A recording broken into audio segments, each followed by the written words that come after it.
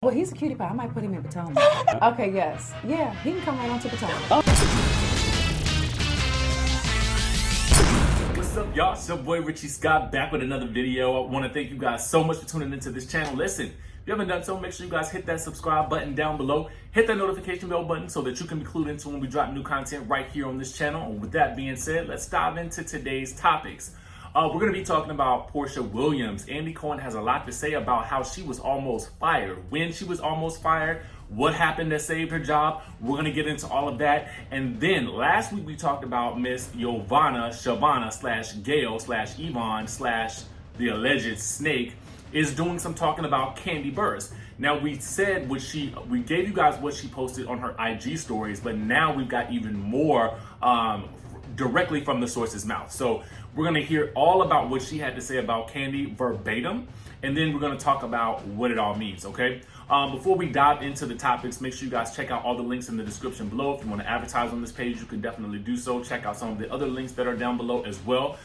With that being said, let's get into it, okay? So as you guys know, remember season 5 that Porsha and Kenya Moore first graced our screens, and it has not been the same ever since. Real Housewives of Atlanta continue to explode, and Porsha Williams has now become what most consider to be a fan favorite, okay?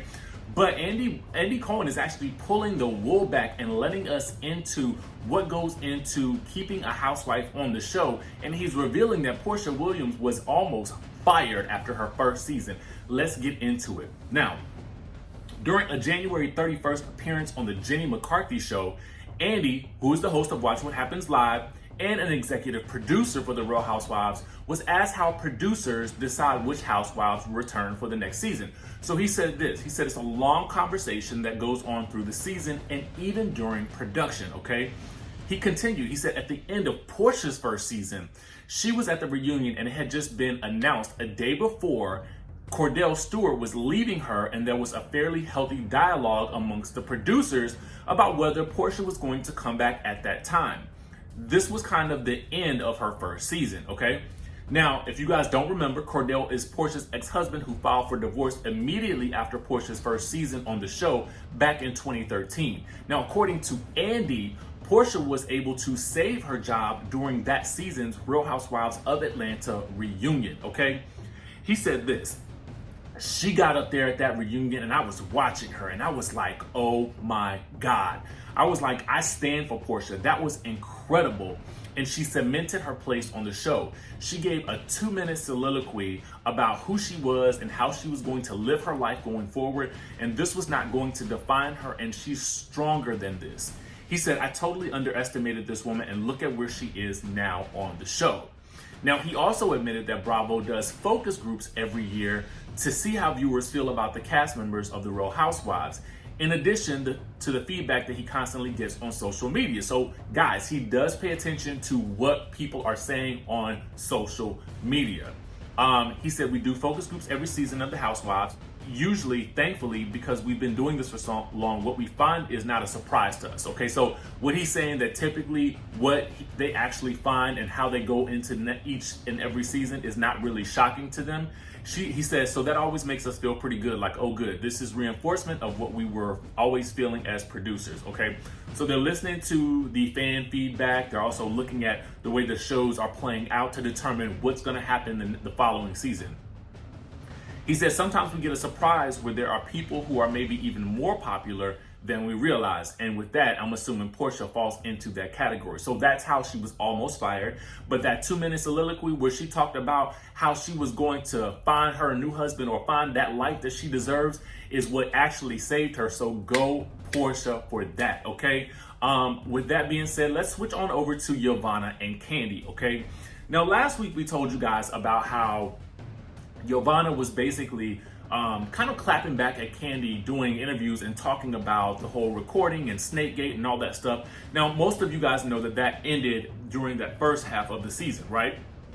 Probably about 2 episodes ago, but it feels about 3 months ago right now because the Atlanta Housewives have been on a hiatus for the past 2 weeks. What we can actually assure you guys is that on this coming Sunday, this following Sunday, we'll actually get a new episode. Thank God.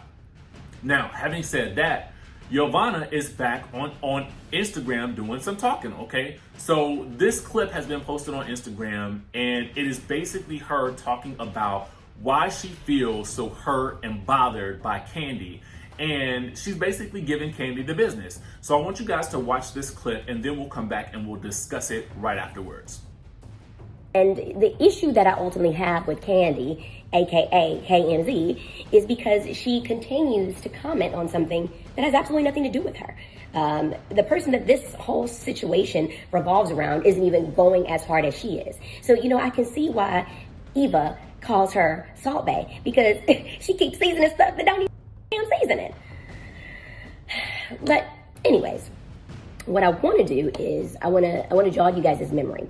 I want to take you guys down memory lane, and I feel like this is something that Miss Burruss herself can relate to specifically. Do you guys remember a couple of seasons ago when there was a nasty rumor, a hearsay situation between Phaedra and Porsha, to where they were spreading lies about Kandi being people and putting them in an dungeon? And I remember watching that reunion and like putting myself in Kandi's shoes and really relating to her situation. Like, dang, that is messed up. Like, she's saying that her biggest issue with them is that they were tarnishing her brand. You know, she had multiple businesses, a reputation to uphold, and the fact that they would even put something like that in her name was just jacked up. And like I said, I understood where she was coming from. So the reason I want to jog your memory is because the same applies to me. At the end of the day, I have brands. I have multiple businesses. I just recently was given an award by the United Nations for my work with Stop the Traffic Global, my foundation that brings awareness to sex trafficking. And I have a reputation that I need to consistently make sure that is presented in the right light. So when someone is consistently discrediting me and my character, I have a problem with that.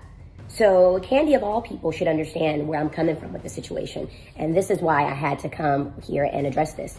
You know, I respected Kandi. I showed my support to a lot of her things in the past. I supported her launch of her second OLG location. I supported her all the way in Maryland when she was doing her dungeon show. She even invited Rick and I out with her and Todd on an occasion or two.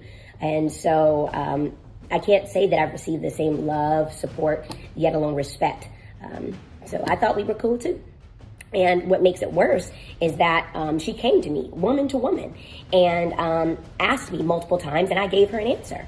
I'm the type of person, if you ask me something and I give you an answer, let me back that up. I'm the type of person, if I ask you something and you give me an answer, I'm going to believe it, unless I've been given proof otherwise. Okay? So unless someone can come forward with receipts, real receipts, I'd appreciate my name not be associated with this nonsense. Okay, guys, so I know that was a lot to digest, but I'm going to leave you with this, and I'll stop talking. If you ever thought for a second, the slightest second, that someone in your circle was going around recording people, would you later hang out with them? Would you invite them to your home? Would you bring them around your family, friends, or loved one, your spouse? Would you celebrate monumental moments with them? Would you spend holidays with them? Do you invite them out of town to hang out? I mean, would you do any of those things if you felt like that person was going around recording people? Would you? I know I wouldn't. Okay, so Yovanna is basically saying to us, really and truthfully, that she never said that there was an audio, which is technically true. The person that said the audio was actually Nene. Now, when Nene said it, she said this person recorded everything that you said. That's what she said to Kandi. Kandi took that back to Cynthia and basically said that someone recorded Cynthia talking about Nene based on what she heard from Nene. Now, this is kind of like a game of telephone, guys. Now, and I'm not saying that Kandi got it wrong, because I think that she interpreted the way she interpreted it. She interpreted it the way that Nene communicated it, okay? Do you guys get what I'm saying? Comment down below if you understand what I mean by that. Now, that whole thing blew into this whole, like, someone is secretly recording all of the Housewives or what have you. But lo and behold, Yovanna is basically saying that there is no audio. But I feel with Yovanna, what is so conflicting is that at one point in time, she did say that there was an audio and she did know who did it.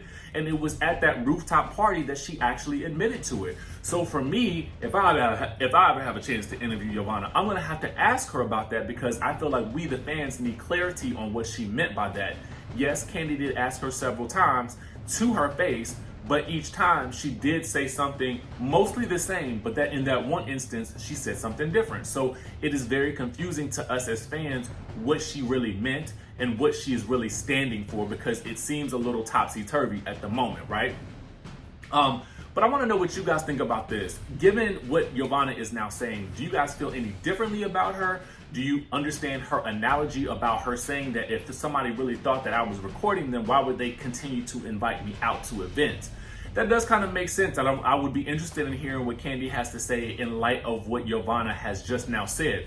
Do you guys think that she's going to get the clapback she is looking for? Or do you guys think that she will actually be invited to the reunion to actually do some talking? Because I honestly feel like she should be at the reunion. I feel like she needs to be there so that we can clarify this whole situation once and for all, and the room can actually address her as necessary in a peaceful situation, i.e. where everybody is seated and away from each other.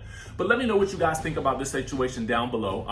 I would love to hear your comments about this. Now make sure you guys hit that subscribe button, make sure you hit that notification bell button, smash that like button if you like this video, and guess what, guys? I will see you in the next video.